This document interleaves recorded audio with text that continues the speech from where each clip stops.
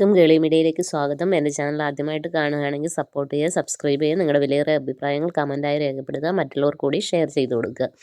അപ്പോൾ നമുക്ക് ഇന്നത്തെ ഇഷ്ടം എന്ന സീരിയലിൻ്റെ എപ്പിസോഡിലേക്ക് പോകാം. ഇഷ്ടം എന്ന സീരിയൽ തുടങ്ങുന്നത് തന്നെ ഇന്നലെ നമ്മൾ ലാസ്റ്റ് അവസാനിച്ച എപ്പിസോഡ് തൊട്ടാണ്. പ്രഭുദേവയും പ്രിയാമണിയും അനുഗ്രഹയും ഇങ്ങനെ കാര്യങ്ങളും, അനുഗ്രഹ വരുന്നതും അനുഗ്രഹയുടെ വിവാഹം നിശ്ചയിച്ച കാര്യങ്ങളും അവർക്ക് സമ്മാനമായി ചോക്ലേറ്റ് കൊടുക്കുന്നതൊക്കെയാണ് കാണിക്കുന്നത്. പിന്നീട് അനുഗ്രഹം പറയുന്നത് ഞാൻ സുചിത്രയെ ചെന്ന് കാണട്ടെ എന്ന്. അങ്ങനെ അവൾ സുചിത്രയെ കാണുന്നു, അങ്ങോട്ടേക്ക് പോകുന്നു. പോയി കഴിഞ്ഞിട്ട് സുചിത്രയോട് കാര്യം നീ അറിഞ്ഞോ എന്നൊക്കെ ചോദിക്കുന്നു. അപ്പോൾ സുചിത്രയാണ് ആകെ ഭയങ്കര സങ്കടത്തിലാണ്, എന്ത് ചെയ്യണമെന്ന് അറിയാതെ. അത് സ്വന്തം കൂട്ടുകാരിയുടെ അടുത്ത് കാണിക്കാനും വയ്യാത്തൊരവസ്ഥയിലാണ് സുചിത്ര ഇരിക്കുന്നത്. അങ്ങനെ സുചിത്രയോട് അനുഗ്രഹം പറയുന്നു, നീ എന്നെ കൺഗ്രാറ്റ്സ് ചെയ്യാൻ പറയുന്നു. അങ്ങനെ അവൾ ഇഷ്ടത്തോടെ തന്നെ കൺഗ്രാറ്റ്സ് ചെയ്യാണ്. അപ്പം സുചിത്ര അനുഗ്രഹം ചോദിക്കുന്നു, നിനക്ക് എന്താ ഇങ്ങനെ ഒരു മൂഡ് ഓഫ് എന്ന് ചോദിക്കുന്നുണ്ട്. അപ്പോൾ ഒന്നുമില്ല എന്ന് പറയുന്നു. അപ്പോൾ പിന്നീട് കാണിക്കുന്നത് സ്വപ്നവല്ലിയാണ്. സ്വപ്നവല്ലി രാമനെ ഫോൺ വിളിച്ചുകൊണ്ടിരിക്കുകയാണ്.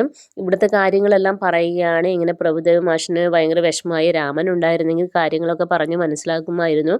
പക്ഷേ ഇനിയിപ്പോൾ എന്ത് ചെയ്യാനാ, നമ്മുടെ മകൻ തീരുമാനിച്ചു പോയില്ലേ എന്നുള്ള കാര്യങ്ങളൊക്കെ പറഞ്ഞുകൊണ്ടിരിക്കുന്നു. ആ സമയത്താണ് ഇഷിത അകത്തേക്ക് വരുന്നത്. അപ്പോൾ ഇഷിത പറയുന്നത് രാമനാ. അപ്പോൾ ഇഷിത ചോദിക്കുന്നത് എപ്പോൾ വരുന്നു ചോദിക്കുന്നു. അപ്പോൾ പറയുന്നത് അതറിയില്ല മോളെ, ഊരു ചുറ്റാൻ പോയതല്ലേ, സമയം എടുക്കുമെന്നുള്ള കാര്യമൊക്കെ പറയുകയാണ്. അപ്പോൾ ഇഷിതയോട് പറയുന്നു, സ്വപ്നവല്ലി പറയുന്നു പ്രഭുദേവാശിന് ഭയങ്കര സങ്കടമായി എന്നൊക്കെ പറയുന്നു. അപ്പം ഇഷിത പറയുന്നത് അത് കുഴപ്പമില്ല അമ്മേ, അത് പറഞ്ഞ് മനസ്സിലാക്കാൻ സുചിത്രയെ ആശ്വസിപ്പിക്കണ്ടേ എന്നുള്ള കാര്യങ്ങളൊക്കെ ഇഷിത പറയുകയാണ്. എന്നിട്ട് അകത്തേക്ക് പോവുകയാണ്. പിന്നീട് വീണ്ടും പ്രഭുദേവാശിയും പ്രിയാമണി ഇങ്ങനെ കാണിക്കുകയാണ്. അപ്പോൾ അവരിങ്ങനെ സംസാരിച്ചുകൊണ്ടിരിക്കുകയാണ്. ഇനി എന്ത് ചെയ്യും, സുചിത്രയെ എങ്ങനെ ആശ്വസിപ്പിക്കും, അനുഗ്രഹയോട് പറഞ്ഞാലോ എന്നുള്ള കാര്യങ്ങളൊക്കെ ഇങ്ങനെ പറയുകയാണ്. അപ്പോഴാണ് അനുഗ്രഹം സുചിത്രയും കൂട്ടി അടുത്തേക്ക് വരുന്നത്. അപ്പോൾ അനുഗ്രഹം പറയുന്നത് ഞാൻ ചായ എടുക്കാമെന്ന് പറയുന്നു. അങ്ങനെ അവൾ ചായ എടുക്കാൻ വേണ്ടിയിട്ട് അകത്തേക്ക് പോകുന്നു.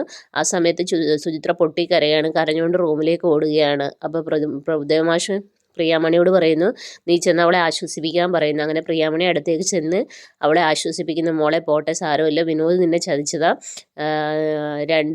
നീ നിൻ്റെ ഫ്രണ്ട്ഷിപ്പ് കൂടി കളയല്ലേ എന്ന് പറയുന്നു. അനുഗ്രഹ പാവം കുട്ടിയാണെന്നൊക്കെ പറഞ്ഞ് മനസ്സിലാക്കി കൊടുക്കുന്നു. അപ്പം സുചിത്ര പറയുന്നു എനിക്ക് അറിയാം അമ്മയെന്ന് പറയുന്നു.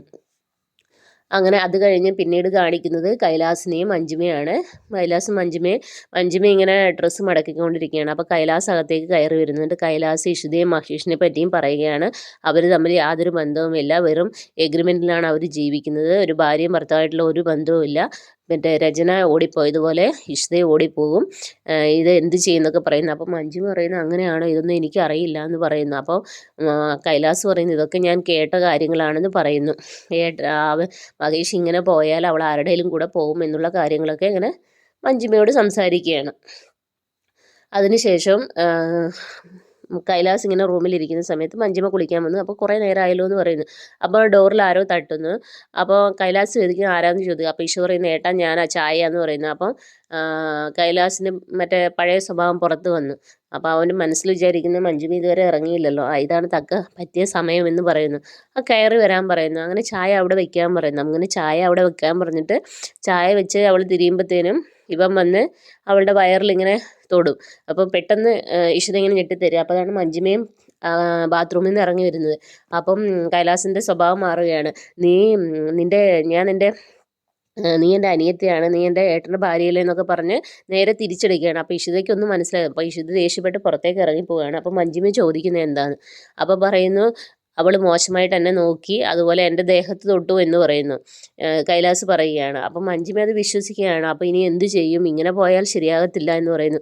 അപ്പോൾ ഇതിപ്പോൾ ചേട്ടനോട് പറയാൻ പറ്റത്തില്ലല്ലോ എന്ന് മഞ്ജിമ പറയുന്നു. നിങ്ങൾക്ക് നല്ലൊരെണ്ണം വെച്ച് കൊടുക്കത്തില്ലായിരുന്നോ എന്ന് ചോദിക്കുന്നു. അയ്യോ അതൊന്നും വേണ്ട, അവൾ നമ്മളെ 25 ലക്ഷം തന്ന് സഹായിച്ചതല്ലേ, അതുകൊണ്ട് അതൊന്നും വേണ്ട എന്ന് പറയുന്നു. പിന്നീട് കാണിക്കുന്നത് മഹേഷ് അവിടെ ലാപ്ടോപ്പിൽ എന്തോ ചെയ്തുകൊണ്ടിരിക്കുന്നു. അപ്പോൾ ഇഷിത അങ്ങോട്ട് ചെല്ലുന്നു, മൂഡ് ഓഫ് ആയിട്ടാണ് ചെല്ലുന്നത്. ഇഷിതയുടെ മനസ്സിൽ മുഴുവൻ കൈലാസ് തന്നോട് ചെയ്ത കാര്യങ്ങളൊക്കെ ആയിട്ട് ഇങ്ങനെ മനസ്സിലിരിക്കുകയാണ്.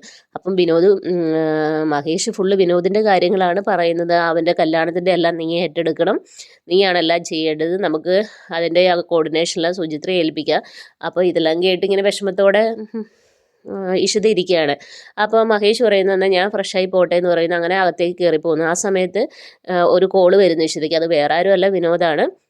വിനോദ് വിളിച്ചിട്ട് പറയുന്നു എനിക്ക് ഏട്ടത്തിയെ കാണണം എന്ന് പറയുന്നു. അപ്പോൾ ഇഷിത ചോദിക്കുന്നത് എന്തിനാന്ന് ചോദിക്കുന്നത്, എനിക്ക് കാണണം എന്ന് പറയുന്നു. അങ്ങനെ പിന്നീട് രണ്ടുപേരും ആ കോഫി ഷോപ്പിൽ കാണുകയാണ്. അങ്ങനെ വിനോദ് എല്ലാ കാര്യങ്ങളും ഇഷിതയോട് പറയുകയാണ്, എനിക്ക് ഏട്ടനെ ധിക്കരിക്കാൻ പറ്റില്ല. ചെറുപ്പകാലങ്ങളിൽ ഞാൻ ഒരുപാട് ഉപദ്രവിച്ചിട്ടുള്ള ഏട്ടനോട്. പിന്നീട് നല്ല ഇതിലേക്ക് വന്നപ്പോൾ എൻ്റെ ഏട്ടനെ ഒരിക്കലും ധിക്കരിക്കില്ല എന്ന് ഞാൻ വാക്ക് കൊടുത്തതാണ്. അതുകൊണ്ട് ഏട്ടൻ പറയുന്നത് ഞാൻ അനുസരിക്കുക. എൻ്റെ അവസ്ഥ ഏട്ടത്തെ മനസ്സിലാക്കണം എന്ന് പറയുന്നു. അപ്പോൾ ഇഷിതയ്ക്ക് അത് മനസ്സിലാക്കുന്നു. ഒരിക്കലും എന്നെ വെറുക്കല്ലെന്നൊക്കെ പറയുന്നു. നിങ്ങൾക്ക് വേണ്ടിയാണ് ഞാൻ ജീവിക്കുന്നതൊക്കെ പറയുന്നു. അപ്പോൾ ഇഷിത പറയുന്നു എനിക്ക് മനസ്സിലായി എന്ന് പറയുന്നു. അങ്ങനെയാണ് എപ്പിസോഡ് അവസാനിക്കുന്നത്. അപ്പം നാളത്തെ എപ്പിസോഡിനായി എല്ലാവരും വെയിറ്റ് ചെയ്യുക. Okay, bye bye.